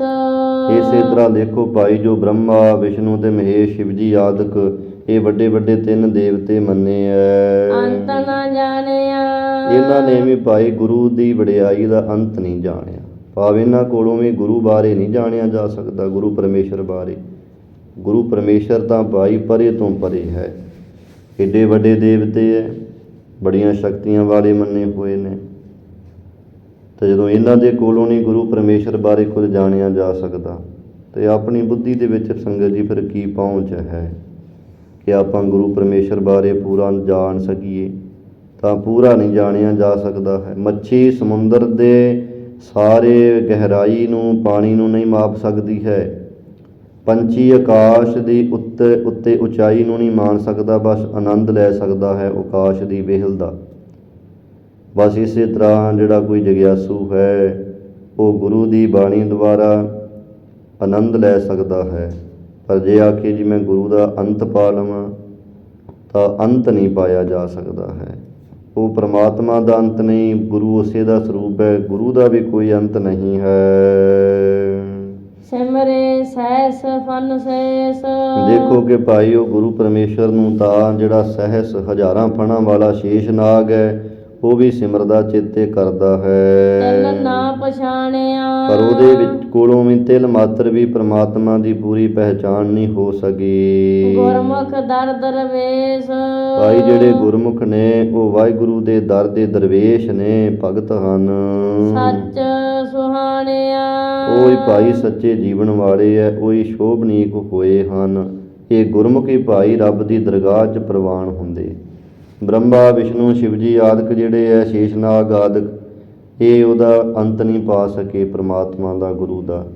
ਪਰ ਜਿਹੜੇ ਗੁਰਮੁਖ ਨੇ ਉਹ ਇਹਨਾਂ ਨਾਲੋਂ ਉੱਤੇ ਹੋ ਗਏ, ਬ੍ਰਹਮਾ ਵਿਸ਼ਨੂੰ ਸ਼ਿਵ ਜੀ ਨਾਲੋਂ ਵੀ, ਕਿਉਂਕਿ ਜਿਹੜੇ ਗੁਰਮੁਖ ਨੇ ਉਹ ਵਾਹਿਗੁਰੂ ਦੇ ਦਰ ਦੇ ਭਗਤ ਬਣ ਗਏ, ਜਿਸ ਕਰਕੇ ਵਾਹਿਗੁਰੂ ਦੇ ਦਰ ਦੇ ਵਿੱਚ ਉਹ ਪਹੁੰਚ ਗਏ ਪ੍ਰਵੇਸ਼ ਹੋ ਗਏ ਦਰ ਦੇ ਵਿੱਚ, ਤਾਂ ਉਹ ਸੱਚਮੁੱਚ ਕਰਕੇ ਸੁਹਾਣਿਆ ਸੋਭਨੀਕ ਹੋ ਗਏ ਨੇ, ਉਹ ਸੱਚੇ ਜੀਵਨ ਵਾਲੇ ਹੋ ਗਏ ਹਨ। ਗੁਰ ਚੇਲੇ ਰਹਿ ਰਾਸ। ਅੱਗੇ ਭਾਈ ਹੁਣ ਗੁਰੂ ਅੰਗਦ ਦੇਵ ਮਹਾਰਾਜ ਜੀ ਤੇ ਗੁਰੂ ਨਾਨਕ ਸਾਹਿਬ ਜੀ ਦੀ ਸਾਂਝੀ ਵਡਿਆਈ ਕਰਦੇ। ਪਹਿਲਾਂ ਗੁਰੂ ਨਾਨਕ ਸਾਹਿਬ ਤੇ ਪਰਮੇਸ਼ਰ ਦੀ ਵਡਿਆਈ ਕੀਤੀ, ਗੁਰੂ ਨਾਨਕ ਸਾਹਿਬ ਨੂੰ ਪਰਮੇਸ਼ਰ ਰੂਪ ਕਰਕੇ ਕਥਨ ਕੀਤਾ ਹੈ। ਹੁਣ ਅੱਗੇ ਗੁਰੂ ਅੰਗਦ ਸਾਹਿਬ ਜੀ ਦੀ ਵਡਿਆਈ ਕਰਦੇ ਹਨ। ਕਹਿੰਦੇ ਗੁਰ ਚੇਲੇ ਰਹਿ ਰਾਸ। ਗੁਰੂ ਕੌਣ ਹੈ? ਗੁਰੂ ਨਾਨਕ ਦੇਵ ਜੀ। ਚੇਲੇ ਕੌਣ? ਗੁਰੂ ਅੰਗਦ ਦੇਵ ਜੀ। ਕਹਿੰਦੇ ਗੁਰੂ ਨਾਨਕ ਸਾਹਿਬ ਮਹਾਰਾਜ ਤੇ ਗੁਰੂ ਅੰਗਦ ਦੇਵ ਮਹਾਰਾਜ ਜੀ ਦੀ ਜੋ ਰਹਿ ਰਾਸ ਦਾ ਅਰਥ ਹੁੰਦਾ ਰਾਹੋ ਰੀਤੀ, ਜਿਹੜੀ ਭਾਈ ਰਾਹੋ ਰੀਤੀ ਹੈ, ਅਲਖ ਅਭੇਉ ਹੈ। ਇਹਦਾ ਅਲਖ ਅਭੇਉ ਹੀ ਹੈ, ਲਖਨ ਤੋਂ ਰਹਿਤ ਹੈ, ਉਹਦਾ ਭੇਦ ਨਹੀਂ ਪਾਇਆ ਜਾ ਸਕਦਾ ਕਿਸੇ ਪਾਸੋਂ।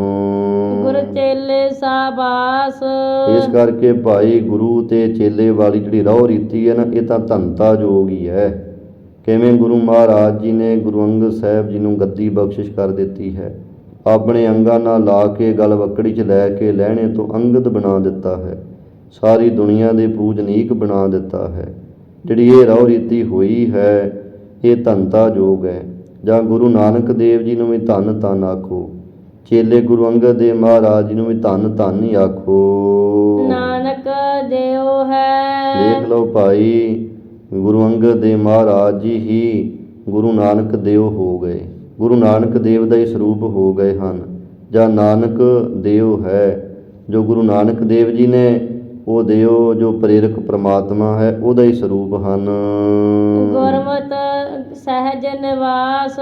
ਦੇਖੋ ਭਾਈ, ਗੁਰਮਤਿ ਦੁਆਰਾ ਸਹਿਜ ਪਦ ਦੇ ਵਿੱਚ ਨਿਵਾਸਾ ਹੁੰਦਾ ਹੈ, ਸਿਫਤ ਸਮੇਉ ਹੈ। ਔਰ ਸਿਫਤਾਂ ਦੇ ਵਿੱਚ ਸਮਾਏ ਹੋਈ ਦਾ ਸਮਾਈ ਹੁੰਦੀ ਹੈ। ਸ਼ਬਦ ਸੁਰਤ ਪ੍ਰਕਾਸ਼।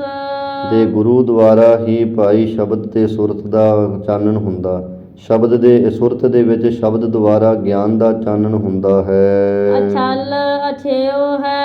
ਇਹ ਛਲਨ ਤੋਂ ਰਹਿਤ ਤੇ ਭੇਦ ਤੋਂ ਰਹਿਤ ਭਾਈ ਪ੍ਰਕਾਸ਼ ਹੋਇਆ ਹੈ ਅੰਦਰ। ਗੁਰਮੁਖ ਆਸ ਨਿਰਾਸ। ਜਿਹੜੇ ਗੁਰਮੁਖ ਨੇ ਭਾਈ, ਉਹ ਸਾਰੀਆਂ ਆਸਾਂ ਤੋਂ ਨਿਰਾਸ਼ ਹੋ ਗਏ। ਮਤ ਅਰਖੇਉ ਹੈ। ਉਹਨਾਂ ਦੀ ਜਿਹੜੀ ਮਤ ਹੈ ਭਾਈ, ਉਹ ਅਰਖੇਉ ਅਚਲ ਰੂਪ ਹੋ ਗਈ ਹੈ, ਖੇਉ ਨਾਸ਼ ਤੋਂ ਰਹਿਤ ਹੋ ਗਈ ਮਤ ਉਹਨਾਂ ਦੀ। ਜਾਂ ਦੂਜਾ ਪਾਠ ਅਰਪੇਉ ਵੀ ਆਉਂਦਾ ਕਿਤੇ। ਉਹਨਾਂ ਨੇ ਆਪਣੀ ਜਿਹੜੀ ਮਤ ਹੈ ਗੁਰਮੁਖਾਂ ਨੇ, ਉਹ ਗੁਰੂ ਮਹਾਰਾਜ ਜੀ ਨੂੰ ਅਰਪਣ ਕਰ ਦਿੱਤੀ ਹੈ। ਕਾਮ ਕ੍ਰੋਧ ਵਿਨਾਸ਼। ਉਹਨਾਂ ਦੇ ਹਿਰਦੇ ਅੰਦਰੋਂ ਕਾਮ ਕ੍ਰੋਧ ਆਦਿਕ ਜਿਹੜੇ ਵਿਕਾਰ ਹੈ, ਉਹਨਾਂ ਦਾ ਨਾਸ਼ ਹੋ ਗਿਆ ਹੈ। ਸਿਫਤ ਸਮੇਉ ਹੈ। ਔਰ ਗੁਰਮੁਖ ਵਾਹਿਗੁਰੂ ਦੀ ਸਿਫਤ ਦੇ ਵਿੱਚ ਹੀ ਸਮੇਉ ਮਿਲ ਗਏ ਹਨ। ਸਤ ਸੰਤੋਖ ਉਲਾਸ। ਜੋ ਸਤ ਸੰਤੋਖ ਆਦਿਕ ਗੁਣ ਹੈ, ਇਹਨਾਂ ਗੁਣਾਂ ਨੂੰ ਧਾਰਨ ਕਰਕੇ ਗੁਰਮੁਖਾਂ ਦੇ ਹਿਰਦੇ 'ਚ ਉਲਾਸ, ਉਤਸ਼ਾਹ, ਆਨੰਦ ਹੀ ਆਨੰਦ ਪ੍ਰਾਪਤ ਹੋਇਆ ਹੈ। ਸਕਤ ਨ ਸੇਉ ਹੈ। ਇੱਥੇ ਨਾ ਕੋਈ ਸ਼ਕਤੀ ਤੇ ਨਾ ਹੀ ਕੋਈ ਸਿਓ। ਪਾ ਸ਼ਕਤੀ ਨਾਉ ਹੈ ਪਾਰਬਤੀ ਦਾ ਕਹਿ ਲਓ, ਤੇ ਸਿਓ ਸ਼ਿਵ ਜੀ ਹੋ ਗਿਆ। ਭਾਵ ਉੱਥੇ ਕੁਝ ਨਹੀਂ ਰਹਿ ਗਿਆ ਹੈ। ਜਾਂ ਸਤੋ ਗੁਣ ਤੇ ਤਮੋ ਗੁਣ ਆਦਿਕ ਦਾ ਕੋਈ ਭਾਵ ਨਹੀਂ ਉੱਥੇ ਰਹਿ ਜਾਂਦਾ। ਬੀਹ ਅਕੀਹ ਅਭਿਆਸ। ਘਰ ਹੀ ਵਿੱਚ ਉਦਾਸ, ਸੱਚ ਸੁਚੇਉ ਹੈ।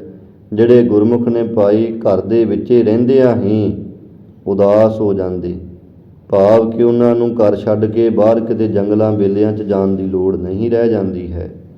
ਵੀ ਹੁਣ ਰੱਬ ਦੀ ਭਗਤੀ ਕਰਨੀ ਹੈ ਜੀ, ਘਰ ਇੱਕ ਬੜਾ ਵੱਡਾ ਬੰਧਨ ਹੈ।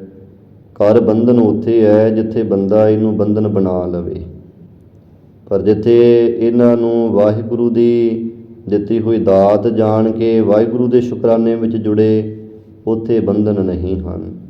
ਤਾਂ ਹੀ ਗੁਰਬਾਣੀ ਵਿੱਚ ਆਪਾਂ ਇਹ ਸ਼ਬਦ ਪੜ੍ਹਦੇ ਹਾਂ। ਮਹਾਰਾਜ ਕਹਿੰਦੇ ਹੈ, ਪੁੱਤਰ ਕਲੱਤਰ ਗ੍ਰਸਤ ਕਾ ਫਾਸਾ, ਹੋਣ ਨਾ ਪਾਈਏ ਰਾਮ ਕੇ ਦਾਸਾ। ਇਹ ਗੁਰਬਾਣੀ ਦੀ ਤੁਕ। ਉਸੇ ਗੁਰਬਾਣੀ 'ਚ ਮਹਾਰਾਜ ਕਿਹਾ, ਪੁੱਤਰ ਕਲੱਤਰ ਵਿੱਚੇ ਗਤ ਪਾਈ। ਦੋ ਗੱਲਾਂ ਹੋ ਗਈਆਂ। ਇੱਕ ਪਾਸੇ ਮਹਾਰਾਜ ਕਿਹਾ ਗ੍ਰਸਤ ਪਾਈ ਹੈ, ਇੱਕ ਪਾਸੇ ਕਹਿ ਰਿਹਾ ਗ੍ਰਸਤ ਦੁਆਰਾ ਹੀ ਮੁਕਤੀ ਦੀ ਪ੍ਰਾਪਤੀ ਹੁੰਦੀ। ਹੁਣ ਇਹ ਦੋ ਗੱਲਾਂ ਕਿਵੇਂ ਹੋ ਗਈਆਂ? ਇਹ ਦੋ ਗੱਲਾਂ ਨੂੰ ਸਮਝਣ ਵਾਸਤੇ ਫਿਰ ਆਪਾਂ ਨੂੰ ਇਹ ਸਮਝਣਾ ਪੈਣਾ ਕਿ ਫਾਹੀ ਕਿੱਥੇ ਗ੍ਰਸਤ ਤੇ ਮੁਕਤੀ ਦਾ ਸਾਧਨ ਕਿੱਥੇ ਹੈ ਗ੍ਰਸਤ। ਫਾਹੀ ਉੱਥੇ ਹੈ ਜਿੱਥੇ ਆਪਾਂ ਇਹ ਸਾਰਾ ਕੁਝ ਆਪਣਾ ਪਰਿਵਾਰ ਆਪਣਾ ਹੀ ਮੰਨ ਕੇ ਬਹਿ ਜਾਂਦੇ, ਆਪਾਂ ਹੀ ਇਹ ਪਰਿਵਾਰ ਨੂੰ ਚਲਾਉਣ ਵਾਲਾ ਮੰਨ ਕੇ ਬਹਿ ਜਾਂਦੇ ਅਤੇ ਇਹਦੇ ਨਾਲ ਮੋਹ ਦੀਆਂ ਤੰਦਾਂ ਬੜੀਆਂ ਮਜ਼ਬੂਤ ਕਰ ਲੈਂਦੇ ਹਾਂ। ਉੱਥੇ ਗ੍ਰਸਤ ਭਾਈ ਫਾਹੇ ਦਾ ਰੂਪ ਹੈ, ਫਾਹੇ ਦਾ ਕੰਮ ਕਰਦਾ ਹੈ। ਪਰ ਜਿੱਥੇ ਜੋ ਕੁਝ ਪਰਿਵਾਰਕ ਮੈਂਬਰ ਹੈ, ਇਹਨਾਂ ਸਾਰਿਆਂ ਨੂੰ ਵਾਹਿਗੁਰੂ ਦੀ ਦਾਤ ਜਾਣੇ ਕਿ ਮਾਤਾ ਹੈ, ਪਿਤਾ ਹੈ, ਗਾਂ ਕਹਿ ਲਓ ਘਰ ਵਾਲੀ ਹੈ, ਘਰ ਵਾਲਾ ਹੈ, ਗਾਂ ਬੱਚੇ ਹੈ, ਬੱਚੀਆਂ ਨੇ, ਜਾਂ ਘਰ ਹੈ, ਘਰ ਦਾ ਸਾਜੋ ਸਮਾਨ ਹੈ, ਜੋ ਕੁਝ ਵੀ ਹੈ, ਜੇ ਸਾਰਾ ਕੁਝ ਹੀ ਵਾਹਿਗੁਰੂ ਦੀ ਦਾਤ ਜਾਣ ਲਈਏ ਵੀ ਪਰਮਾਤਮਾ ਤੇਰਾ ਹੀ ਦਿੱਤਾ ਹੋਇਆ ਹੈ, ਸਾਰਾ ਕੁਝ ਤੇਰੇ ਕਰਕੇ ਹੀ ਆ ਸਾਰਾ ਕੁਝ ਮੈਨੂੰ ਮਿਲਿਆ ਅਤੇ ਮੈਂ ਸਮਾਜ ਦੇ ਵਿੱਚ ਕੁਝ ਆਪਣਾ ਨਾਮ ਕਮਾ ਸਕਿਆ ਹਾਂ। ਇੱਦਾਂ ਜੇ ਤਾਂ ਇਹ ਸਾਰੀਆਂ ਚੀਜ਼ਾਂ ਵੇਖ ਕੇ ਵਾਹਿਗੁਰੂ ਦਾ ਸ਼ੁਕਰਾਨਾ ਆਵੇ, ਫਿਰ ਤਾਂ ਮਾਰ ਕਹਿੰਦੇ ਦੇ ਵਿੱਚ ਹੀ ਗੱਤ ਪਾ ਲਈਦੀ ਹੈ। ਪਰ ਜੇਕਰ ਇਹ ਵੇਖ ਕੇ ਤੇ ਮੋਹ ਦੀਆਂ ਤੰਦਾਂ ਹੀ ਬੰਨੀ ਗਏ, ਫਿਰ ਇਹ ਫਾਹੀ ਦਾ ਕੰਮ ਕਰਦਾ ਬੰਦਾ, ਫਿਰ ਜੰਜਾਲਾਂ 'ਚ ਹੀ ਫਸ ਜਾਂਦਾ ਹੈ, ਫਿਰ ਨਹੀਂ ਨਿਕਲਿਆ ਜਾਂਦਾ ਹੈ। ਜਿਹੜੇ ਗੁਰਮੁਖ ਨੇ ਉਹ ਘਰ ਦੇ ਵਿੱਚ ਹੀ ਰਹਿੰਦੇ ਹੋਏ ਭਾਈ ਉਪਰਾਮ ਹੋ ਜਾਂਦੇ ਹਨ, ਭਾਵ ਪਰਿਵਾਰ ਦੇ ਮੋਹ ਦੇ ਵਿੱਚ ਨਹੀਂ ਆ ਕੇ ਲੱਗਦੇ, ਪ੍ਰੇਮ ਜ਼ਰੂਰ ਕਰਦੇ, ਸਾਰੇ ਪਰਿਵਾਰ ਨਾਲ ਪ੍ਰੇਮ ਹੁੰਦਾ ਹੈ।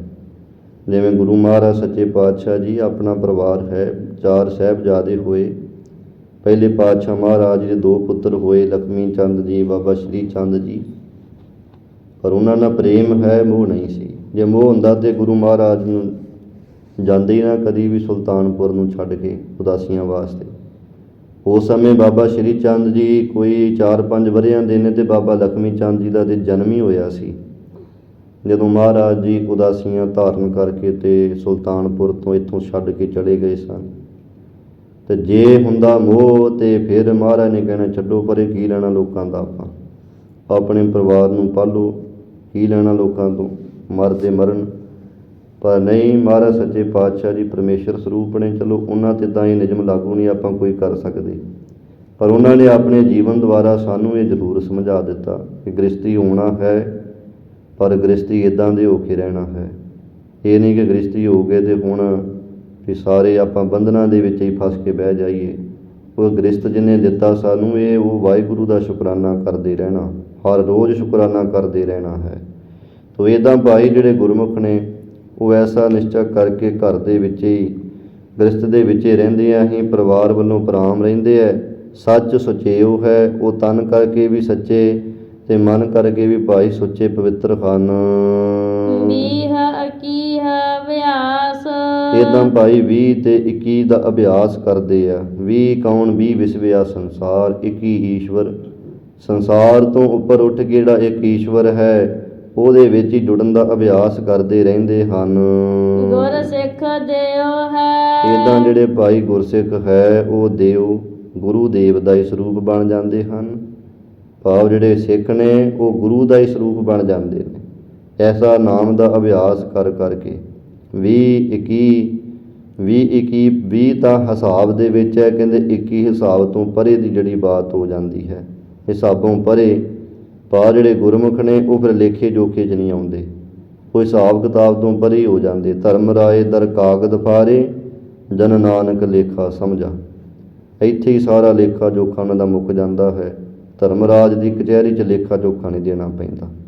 ਇੱਦਾਂ ਗੁਰਮੁਖਾਂ ਨੇ ਆਪਣਾ ਜੀਵਨ ਸਫਲ ਕੀਤਾ ਹੈ। ਤੋ ਇਹ ਸਾਧ ਸੰਗਤ ਜੀ, ਭਾਈ ਗੁਰਦਾਸ ਸਾਹਿਬ ਜੀ, ਗੁਰੂ ਨਾਨਕ ਸਾਹਿਬ ਜੀ ਦੀ ਵਡਿਆਈ ਪਹਿਲਾਂ ਕੀਤੀ, ਪਰਮੇਸ਼ਰ ਦੀ ਵਡਿਆਈ, ਫਿਰ ਗੁਰੂ ਅੰਗਦ ਦੇਵ ਅਤੇ ਗੁਰੂ ਨਾਨਕ ਦੇਵ ਜੀ ਦੀ ਸਾਂਝੀ ਵਡਿਆਈ, ਅਤੇ ਨਾਲ ਗੁਰਮੁਖਾਂ ਦਾ ਜਿਹੜਾ ਕੋਈ ਜੀਵਨ ਹੈ ਉਹਦੇ ਬਾਰੇ ਕਥਨ ਕੀਤਾ ਹੈ।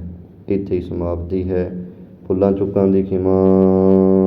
ਘਰ ਹੀ ਵਿੱਚ ਉਦਾਸ ਸੱਚ ਸੁਚੇਓ ਹੈ।